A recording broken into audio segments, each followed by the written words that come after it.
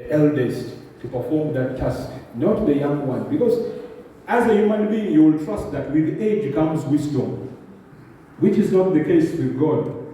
God is saying, I don't see and I don't judge things through human eyes.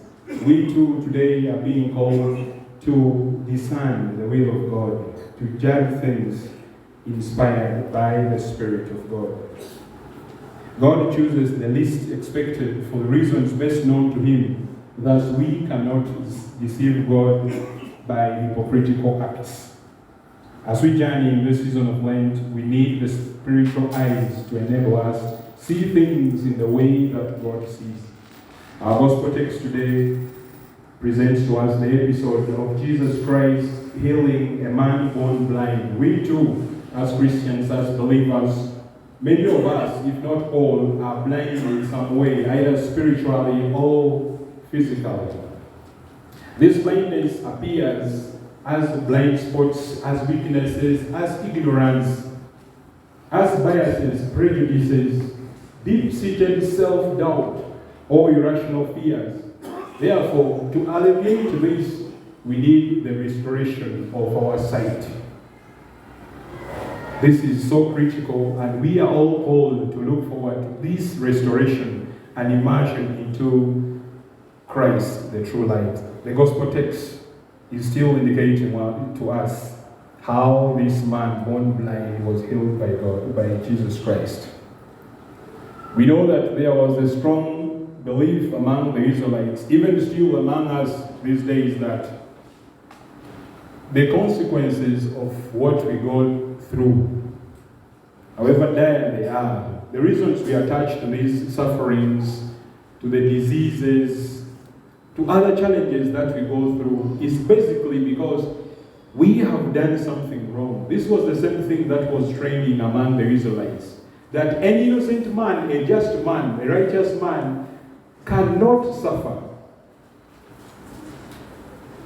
If you are suffering, if you are having a disease, that necessarily means you have sinned. Now the question comes, what about those who are born blind, who are born with some challenges? Today the gospel text is presenting to us a man born blind. Not that this man got this blindness at all. No, he was born blind. Still the Israelites will attach a reason to this, that he has been born blind because either his parents have sinned or his great-grandparents have sinned. We look at the aspect of the family tree, that I'm suffering because of what my great-grandparents have done. Jesus Christ is saying, no, neither of this is true. This man was born blind so that the glory of God can be made manifest in him, that God is going to alleviate this. This is showing to us that we are weak, but if we come to the Lord, if we seek Him, He is going to touch us, seeking Him with a sincere heart, opening ourselves to Him. But in most cases, we see that the commands, the precepts, what we are supposed to follow, that the Lord is telling us, is very hard. Hence, seeking Christ to heal us in our blindness becomes very hard. So therefore, when we are confronted with evil, as Christians, as believers, we should not ask ourselves whose fault it is. It happened one time I was doing pastoral work in some diocese where I come from, in Nelis. I went to one parish. The parishioners told me, Seminarian, you know what?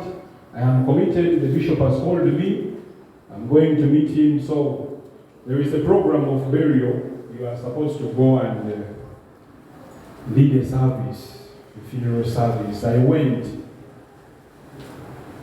You know, usually they come and brief you before you go.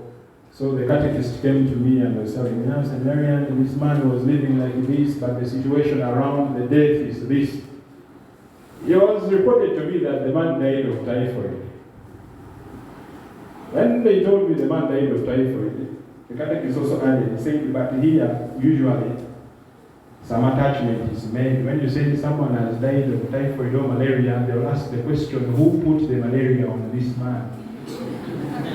I was like, how do you mean? It is a mosquito that bit this man. Then they'll ask you a question, who sent the mosquito? You know, they want to attach it to someone physical so that the aspect of revenge is there. They will then say, okay, it is so and so who sent the mosquito that bit so and so, and this one has now died of malaria. The youth gather, let us go and burn their hearts, their houses, some revenge. That is how it is, but we are being told today as Christians, Jesus Christ is telling us, let us not attach issues to the evils that are happening. But as Christians, let us seek to alleviate these evils, these challenges that we are going through. Upon the healing of this blind man, many people came to question him. We are being told the neighbors came, they were asking questions. Is this the man who was born blind? Is this the man who was begging on our streets? Others will say he is not the one. Others will say, yeah, he is really the one. The world we live in today hardly believes in positive change. It knows progress only from bad to wickedness. That someone cannot change from being wicked to being good. That is the situation we have. That's the situation we live in. That's the world we live in. Upon receiving the light of Christ, we ought to ask ourselves, have I become different? Have I changed for the better? Previously, I was violent, quarrelsome. I used to offend my partner. I used to be corrupt. I used not to pay due attention to my work. Have I changed since receiving the light of the gospel? Do people wonder why my behavior has changed so much? Why I am now more generous than before? Do people wonder why now I help those who are in need without asking where they come from? Are people asking why I am kind and careful in my family? If we have never had this kind of exclamations from our neighbors, from our family members, from our colleagues at work, that necessarily means that we still have a lot to do. We are being called to change. Though the world will want us to live in the way that has been set for us according to the standards of the world, but we should come to terms with the fact that we are Christians and we are being called to embrace this light of Christ.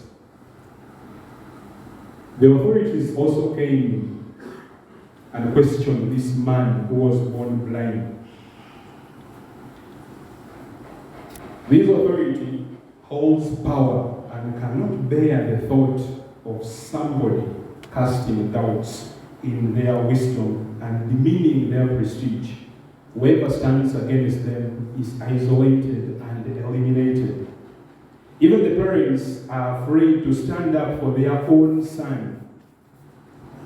Therefore, the question for us today is, were you or have you ever been afraid of standing on the side of truth? How do we react when we see people wrongly accused or condemned? Do we just let things go like that? Are we afraid of losing the friendship of whoever holds power of any kind because of standing for the truth? Like the blind man in the face of the authorities, upon being cured, we too, after receiving the light from Christ and after being enlightened, we are being called to be free. For receiving the light of Christ frees our conscience and makes us seek the good.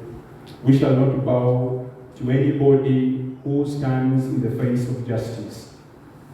We shall say what is the truth, however bitter it is, for the sake of the gospel. We shall be sincere, not renouncing the truth, to please the powerful, who might strive to lead the world astray, for even the world these days allows the mediocre to live. The world today hates the very wicked because the very wicked disturb the peace of the world. And at the same time, the world we live in hates the righteous, hates those who seek the truth. Because these people who seek the truth disturb the conscience of this world. Therefore, the world today prefers the moderate, the not too evil and not too good to live. Yet the gospel is telling us today to stand for the truth. Stand in the face of challenges. We should stand out and be the light that we are being invited by Christ to receive, so that we can be strong in our conscience, free in our conscience. When Jesus heals us, he allows our faith in him to grow, even amidst difficulties and challenges that may come our way. Hence, we shall get to know him better, like the blind man who slowly progressed in his knowledge of Christ. Firstly, he knew Christ as the man, then as a prophet, and later on as a man of God. And finally, the blind man who was healed confessed Jesus Christ as the Lord. St. Paul invites us in the second reading to become children of light and wants us to live being in the dark and being darkness itself. We can know that we are blind when we look at the things we do in secret, when we see how we utilize our private space. Do we tell lies? Do we fornicate? Do we commit adultery? Do we gossip? Do we hide the files of our colleagues at work so that they are not promoted? All these, and Paul says, are shameful acts of darkness that should not be talked about, that should not be found among the children of God. Let us believe in God, and he will restore our sight, and we will embrace his light. Now let us pray in this Mass, and during this season of Lent, that Jesus Christ, the true light, may heal our blindness. The Lord be with you.